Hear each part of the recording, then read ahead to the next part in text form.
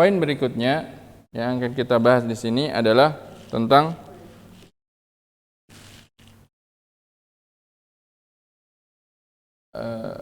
kaidah dalam menyusun jumlah ismiyah terkait dengan masalah bagaimana mubtada dan khobarnya.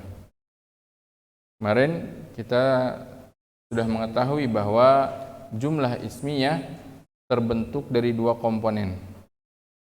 Yang pertama disebut sebagai mubtada, yang kedua disebut sebagai khobar. Contohnya adalah al-masjidu wasi'un. Masjid itu luas. Mana mubtadanya? Al-masjid. Mana khobarnya? Wasi'un, yaitu luas.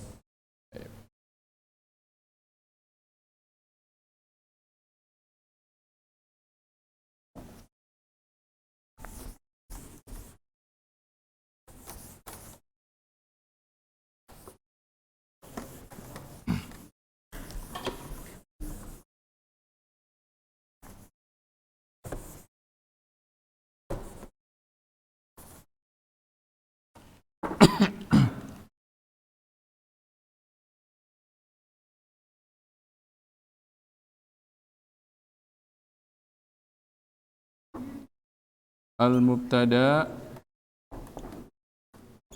wal khobar. Pembahasan kita di poin ketiga ini adalah tentang mubtada dan khobar. Bagaimana kita menyusun mubtada dan khobar? Nah, di sini kita sudah mulai masuk pada bagaimana membentuk rangkaian kalimat. Karena yang namanya jumlah itu adalah ma yatarakkabu min kalimataini fa aktsar. Suatu rangkaian ucapan yang terbentuk dari dua kalimat. Dan kita tahu bahwasanya jumlah ada dua jenis, yaitu apa? Jumlah ismiyah dan jumlah fi'liyah. Jumlah ismiyah apa? Yang diawali dengan isim. Jumlah fi'liyah yang diawali dengan fi'il. Nah, pada jumlah ismiyah komponennya ada dua, yaitu apa? Mubtada dan khobar. Nah, maka gambarannya, ketika kita ingin menyusun sebuah jumlah ismiyah, ketika ingin menyusun sebuah perkataan, saya lapar, saya sedang belajar, saya ingin makan, saya akan pergi. Nah, ini berarti kita harus menyusunnya dengan posisi ada yang menjadi mubtada, ada yang menjadi khobar. Di dalam membentuk atau menyusun mubtada khobar tersebut, ada kaidah-kaidah yang harus kita ikuti.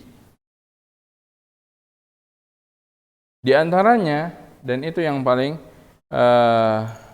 harus kita ketahui adalah bahwasanya mubtada dan khobar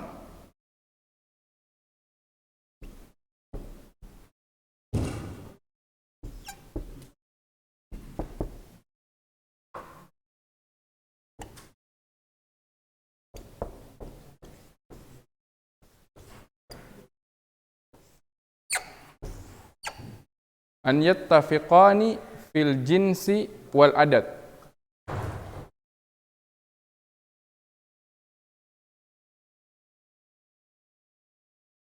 Harus sama antara mubtada dan khobar dalam dua hal. Mubtada dan khobar tersebut, kalimat yang menjadi mubtada dan kalimat yang menjadi khobar harus sama dalam dua hal. Pertama apa? Dalam jenis. Jenis tadi adalah mudzakkar muannats. Berarti mubtadanya mudzakkar, muannasnya mudzakkar juga harus sama. Mubtadanya muannats, khobarnya muannats juga.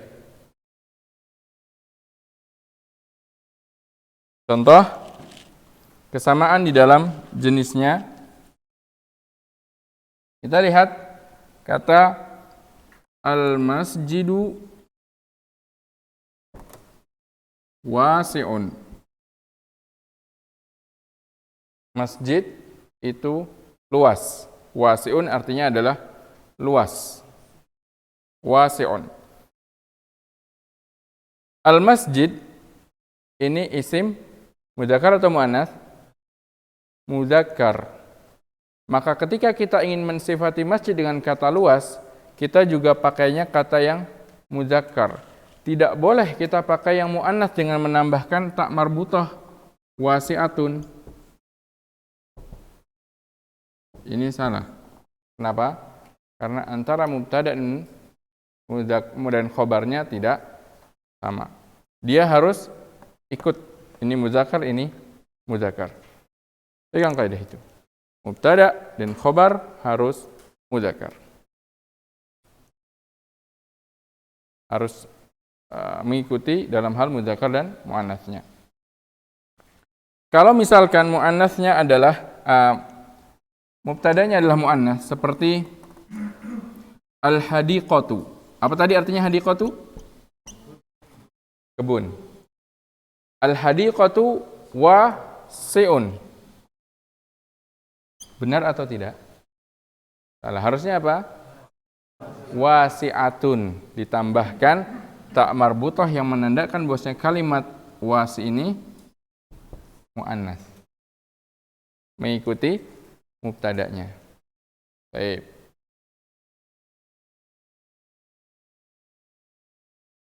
Coba. Berikutnya tadi sampai siapa? Faiz. Datangkan khobar untuk kalimat-kalimat ini.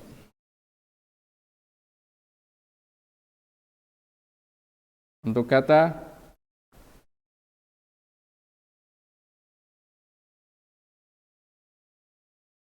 al-mimsahatu,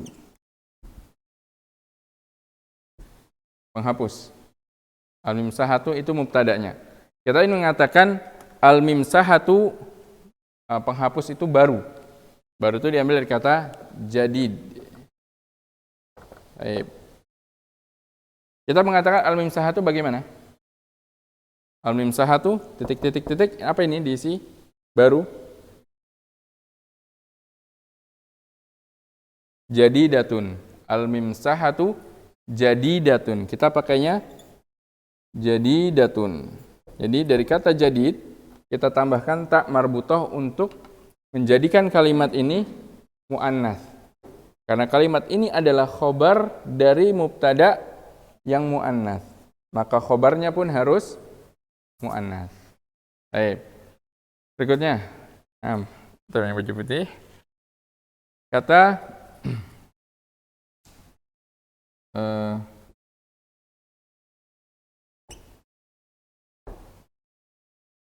as-saubu. As-saubu itu baju. Baju indah. Baik, dari indah itu jamil. Pakai jamil atau jamilatun? As-saubu jamilun. As-saubu jamilun, bukan jamilatun. Karena dia mudzakkar, maka khobarnya pun harus mudzakkar.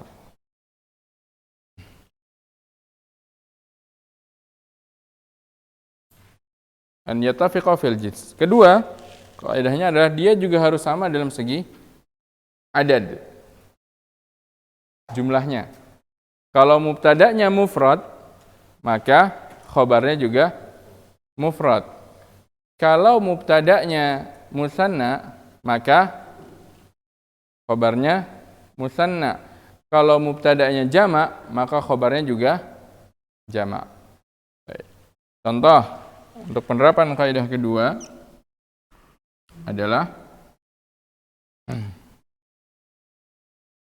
al-masjidani. Kita pakai tadi kata al-masjidani. Apa kita isi dengan kata wasi'un? Menjadi wasi'ani. Al-masjidani wasi'ani. Baik.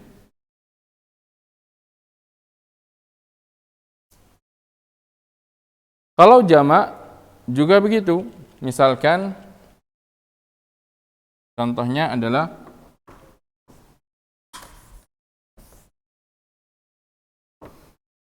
at-tullabu. Tulab jamak dari apa? Talibun. Kita ingin mengatakan at-tullabu mujtahidun misalkan. Semangat, mujtahid, semangat. Mujtahidun itu semangat. Baik, kita pakainya bentuk jamak dari kata mujtahid. Menjadi apa? Mujtahiduna, bentuk jamaknya yang dipakai. Mujtahiduna. Nah, tambahkan waw dan nun. Nah. Ada pertanyaan? Iya.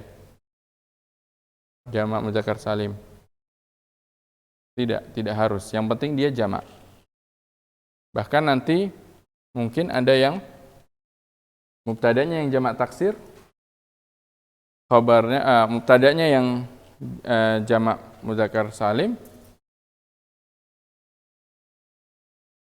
mubtadanya intinya tidak ada persyaratan kalau dia jamak taksir maka khabarnya pun jamak taksir. Kalau ini muzakkar salim, ini sebenarnya tidak ada syarat seperti itu. Yang penting apa? Jamak dengan jamak. Baik.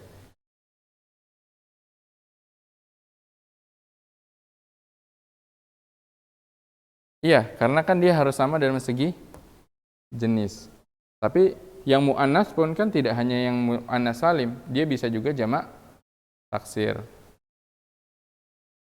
Baik, ada pertanyaan di sini?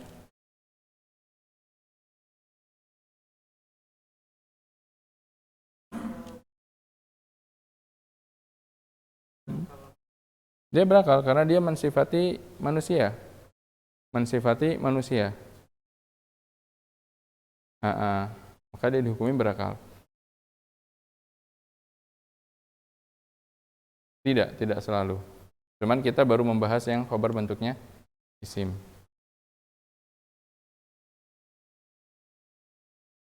Apa? Ya, ini mudzakkar. Kita pakainya yang mudzakkar karena mubtadanya mudzakkar. Tapi kalau mubtadanya yang muannas, akan rubah menjadi at-talibatu. Kita pakainya apa?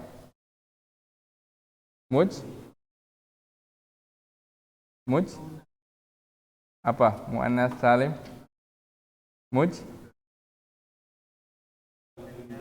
Mujtahidat, ya kan? Tambahkan mujtahidat, alif dan ta. Jadi yang mengikuti perubahan adalah khobarnya. Khobarnya mengikuti perubahan pada mubtada. Kalau mubtadanya berubah menjadi muannas, maka khobarnya pun harus muannas. Baik.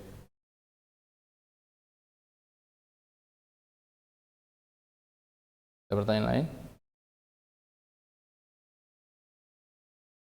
Ya, ini contoh-contoh yang rofa. Kenapa kok semuanya kita contoh yang rofa? Karena di sini karena mubtada dan khobar adalah posisi kalimat yang harus dirofa. Jadi tidak mungkin khobar itu nanti dia nasab, jar, tidak. Mubtada dia harus rofa, harus marfu. Dan khobar demikian. Jadi dia adalah sebab kenapa dia rofa.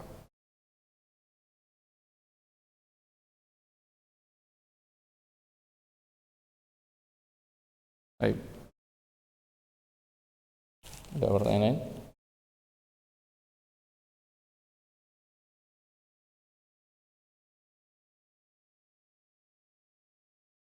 Kalau tidak ada, kita cukupkan dulu sampai di sini untuk sesi pertama pelajaran kita. Dan kita istirahat 10 menit insyaallah taala. Setelah itu baru melanjutkan pelajaran sharah. Sallallahu Nabi Muhammadin wa alihi wa sahbihi wasallam.